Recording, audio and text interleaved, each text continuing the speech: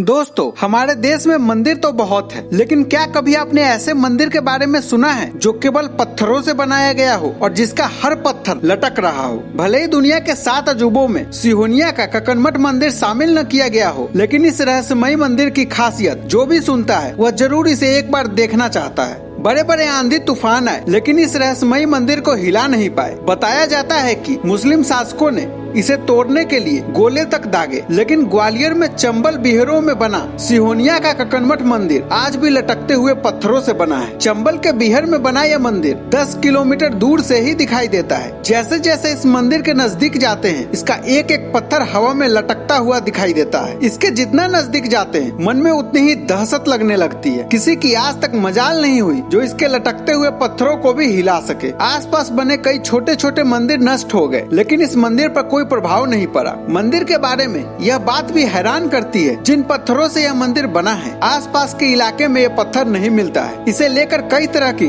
किंवदंतियां प्रचलित है। पूरे अंचल में एक किंवदंती सबसे ज्यादा मशहूर है कि मंदिर का निर्माण भूतों ने किया था, जिसके पीछे यह तर्क दिया जाता है कि भोलेनाथ न सिर्फ देवी देवताओं और इंसानों के भगवान है, बल्कि उनको भूत प्रेत व दानव भी भगवान मानकर पूजते हैं। पुराणों में लिखा है कि भगवान शिव की शादी में देवी देवताओं के अलावा भूत प्रेत भी बाराती बनकर आए थे और इसका निर्माण भी महादेव के भक्त भूतों ने किया है। मंदिर के गर्भगृह में एक शिवलिंग स्थापित है, इसलिए भगवान शिव इस मंदिर के मुख्य देवता हैं। गर्भगृह के ऊपर विशाल शिखर लगभग 100 फीट ऊंचा है, जो अब जीर्ण शीर्ण अवस्था में है। मंदिर के चारों ओर अन्य लघु मंदिरों का भी निर्माण किया गया था, जिनके कुछ अवशेष देखे जा सकते हैं। मंदिर का नाम रानी कक्कड़वती के नाम पर जाना जाता है, जो संभवतः कच्छपघात शासक कीर्तिराज की रानी थी, जिसके आदेश पर इस मंदिर का निर्माण 11वीं सदी में किया गया था। मंदिर के बाहर भारतीय पुरातत्व सर्वेक्षण में लगे शिलालेख में पुख्ता तौर पर यह बात नहीं लिखी है कि मंदिर का निर्माण कक्कड़वती ने ही करवाया था, क्योंकि शिला पर संभवतः शब्द का इस्तेमाल किया गया है, जिसके मायने ये हैं कि सिर्फ कही सुनी बातों के आधार पर इसे लिखा गया है। मंदिर निर्माण को लेकर जो किंवदंतियां हैं, उनमें यह बताया जाता है कि कहीं दूर से खाली मैदान में पत्थर लाकर भूतों ने एक रात में इस मंदिर का निर्माण कर दिया। इस मंदिर को देखकर यह भी लगता है कि इसका निर्माण अचानक छोड़ दिया गया हो। स्थानीय लोग बताते हैं, मंदिर बनते बनते सुबह होने से पहले ही कोई जाग गया था और उसने आटे की चक्कियां चलाने के लिए उसमें लकड़ी ठोकी, जिसकी आवाज सुनकर मंदिर का निर्माण रात में ही छोड़ दिया गया और अधूरा छोड़कर ही भूत प्रेत चले गए। बताया जाता है कि इस मंदिर की परिक्रमा भी पत्थरों से पटी हुई थी। मुस्लिम शासकों ने इस पर तोपों से हमला किया और तुड़वाने की कोशिश की, लेकिन पूरा मंदिर तोड़ नहीं पाए। इसलिए कक्कड़मठ सबसे अद्भुत और रहस्यमयी है। पूरे कक्कड़मठ मंदिर परिसर में इसका चारों ओर टूटे फूटे पत्थरों का जमावड़ा है। इसके बारे में भी 2 तरह की कहानियां बताई जाती है। कुछ लोग तो यह कहते हैं कि यह पत्थर मंदिर के निर्माण में लगना था, लेकिन लग नहीं पाया और यह अधूरा रह गया। जबकि दूसरी जानकारी यह है कि मंदिर पहले भव्य बना हुआ था, लेकिन आक्रमणों की वजह से